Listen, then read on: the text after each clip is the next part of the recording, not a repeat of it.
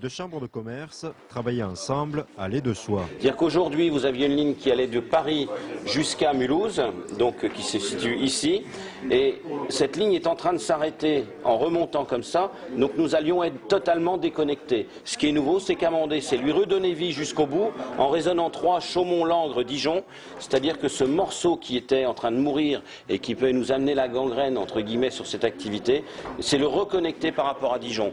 Et la reconnexion sur Dijon nous permet aussi, en termes de liaison nord-sud, en termes de liaison TGV, de se rapprocher du niveau européen comme du réseau sud de l'Europe.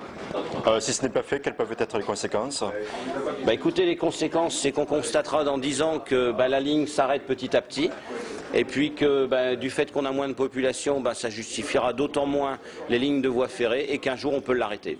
Pour conquérir de nouveaux usagers, salariés, étudiants et touristes, les CCI proposent d'analyser les possibilités d'accroissement de la ponctualité, d'accélérer les temps de liaison vers les grands pôles d'activité, avec notamment 2 allers-retours vers la gare de Lyon, des trajets desservant uniquement Paris, Troyes, Chaumont, Dijon. Elle propose également d'améliorer les horaires et la cadence des dessertes, bref, des idées qui ne coûtent rien. On essaye de demander ce qui est demandable à moindre coût, quoi. Voilà c'est un petit peu le but de ce livre blanc, en disant voilà, on vous propose des choses, vous pouvez faire telle ou telle chose, finalement avec l'inexistante à moindre coût, quoi.